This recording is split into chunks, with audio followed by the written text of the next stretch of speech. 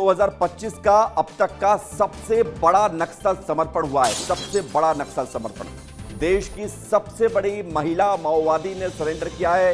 ये नक्सलवाद के ऑपरेशन को एक बहुत बड़ी सफलता के तौर पर देखा जा रहा है। सेंट्रल कमेटी मेंबर है सुजाता, जिसने सरेंडर किया है। 43 सालों से अंडरग्राउंड थी सुजाता, 43 सालों से नक्सली मूवमेंट को बढ़ावा दे रही थी, ऑपरेशन को अंजाम दे रही। तस्वीर एक्सक्लूसिव तस्वीर हम आपको दिखा रहे हैं सुजाता की, जो सबसे बड़ी महिला नक्सली जिसे कहा जाता है। तेलंगाना में इसने सरेंडर किया है, बहुत बड़ी सफलता मिली है। 43 सालों से अंडरग्राउंड थी सुजाता, जिसने पुलिस के सामने सरेंडर कर दिया है। 1 करोड़ रुपए से ज्यादा के इनामी सुजाता को सरेंडर जो है करना पड़ा है। नक्सलवाद खात्मा हो रहा है और नक्सलवाद के खात्मे के साथ ही सुजाता ने अब सरेंडर किया है। उसकी तस्वीर हम आपको दिखा रहे हैं।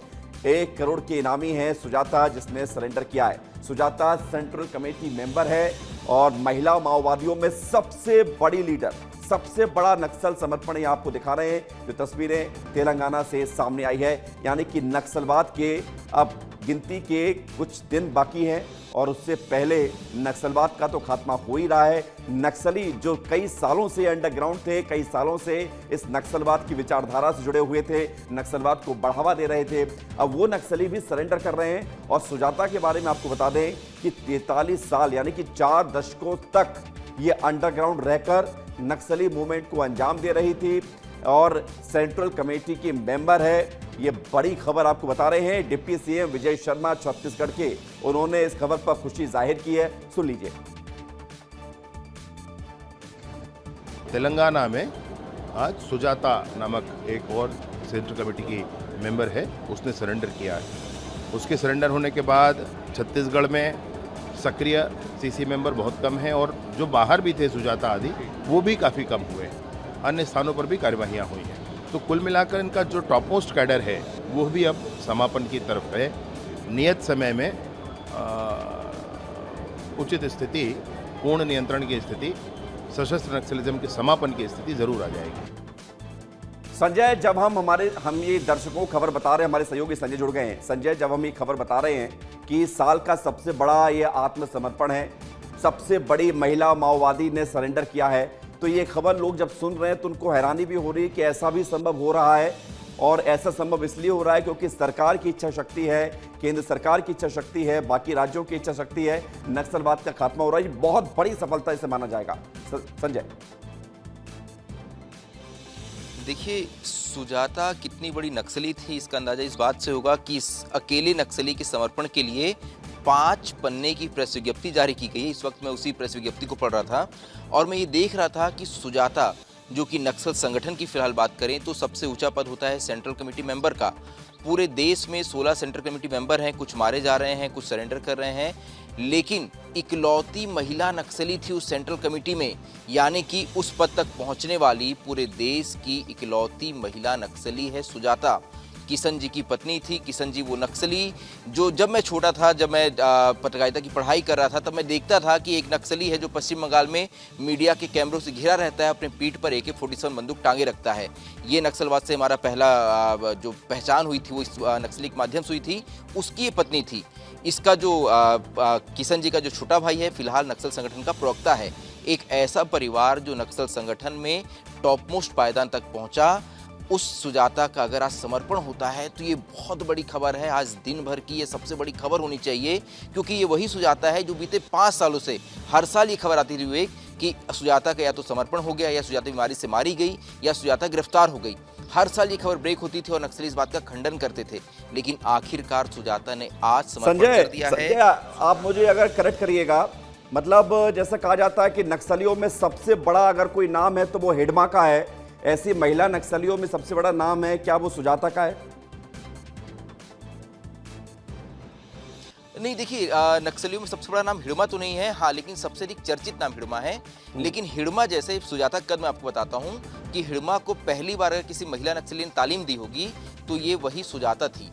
नक्सली हिडमा जिस नक्सलियों की जनताना स्कूल से पढ़ा, जिस जनताना सरकार में उससे अपनी ट्रेनिंग ली, उसकी फाउंडर मेंबर है सुजाता। अब आप समझिए कि हिडमा से कितनी बड़ी नक्सली सुजाता, उम्र के हिसाब से भी, अपने कद के हिसाब से भी और साथ ही जो इसका प्रभाव था नक्सल संगठन में उस आधार पर। तो हिड़मा तो बीते 5, 7, 10 सालों में हमने देखा उसको बड़ा होते हुए। ये जो सुजाता है इसने हिड़मा जैसे कम से कम 100 नक्सलियों को ट्रेनिंग दी होगी। और मैं आपको विवेक एक उदाहरण बताता हूँ। 2016 में मैं एक स्टोरी कवर करने अंदर गया था सुकमा के पुलमपल्ली इलाके में। वहाँ मेरी एक महिला डीवीसी मेंबर से मुलाकात हुई। उसने मुझे एक बात बताई कि उसने सिर्फ नक्सल संगठन इसलिए ज्वाइन कर लिया क्योंकि सुजाता उनके गाँव में आई थी और सुजाता का भाषण इतना प्रभावी था कि उसने बिना किसी कारण के नक्सल संगठन ज्वाइन कर लिया। तो ऐसी हजारों महिला नक्सली जो है उनको नक्सल संगठन में ज्वाइन कराने के पीछे सुजाता जैसे महिला नक्सली का हाथ है। ये जो है इनकी एक डेवलपमेंट कमेटी है नक्सल संगठन के अंदर महिलाओं की, उसकी भी ये प्रमुख थी। तो ऐसे में आप समझ सकते हैं कि जो एक विंग है नक्सलियों में महिलाओं की। आप एक चीज एक और देखते होंगे कि जितने पुरुष नक्सली हैं उनसे ज्यादा महिला नक्सली बस्तर और दंडकारण्य एरिया में सक्रिय हैं। तो ये सुजाता जैसे नक्सली हैं जिनके प्रभाव से इन महिलाओं ने नक्सल संगठन ज्वाइन किया। तो सुजाता का सरेंडर आज बहुत बड़ी बात है। मैं इसका देख रहा था कि 2023 में इसे सीसी प्रमोट किया गया। इससे पहले ये लगभग हर उस जिम्मेदारी को इसने निभाया जो बस्तर में रहते हुए कोई नक्सली निभा सकता है।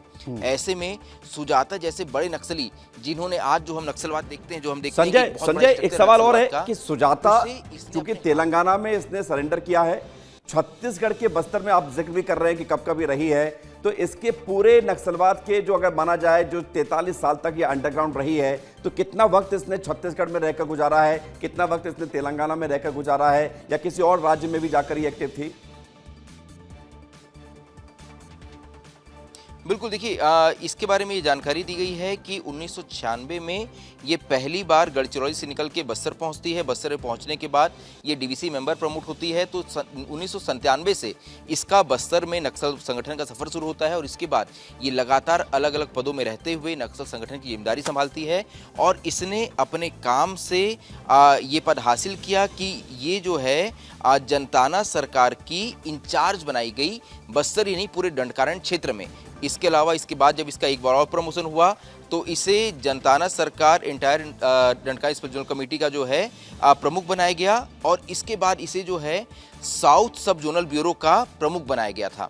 और इसके बाद ये सीसी प्रमोट हुई थी। और मैं अभी भी कहूंगा कि सीसी यानी सेंट्रल कमेटी मेंबर जो है, जैसे कल हमने जो खबर चलाई कि मनोज मारा गया, कोडम बालकृष्णा, वो सीसी मेंबर था।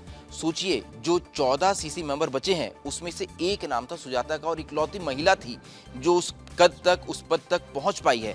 ऐसे में इससे अंदाजा आप लगा सकते हैं कि सुजाता कितनी महत्वपूर्ण नक्सली थी।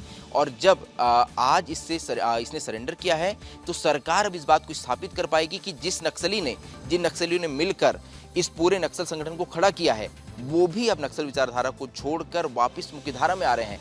तो ऐसे में सरकार के लिए बहुत बड़ी बात है। सरकार इस बात को बहुत ही ताकत से स्थापित कर पाएगी कि देखिए जब इस तरह के बड़े कैडर के नक्सली भी छोड़ रहे हैं नक्सल संगठन को, तो जो निचले कैडर हैं जो बंदूक लेके जंगलों में घूम रहे हैं। बिल्कुल संजय, ये बहुत बड़ी सफलता है और आपने बहुत विस्तार से बताया है सुजाता के बारे में, उसके पूरे नक्सलवाद के अब तक के सफर के बारे में। अब उसने सरेंडर कर दिया तो बहुत बड़ा नुकसान नक्सलियों को, नक्सलवाद को हुआ है। इस बड़ी सफलता से पुलिस और सुरक्षा बल के और सरकारों के लोग भी खुश नजर आ रहे हैं। बहुत शुक्रिया।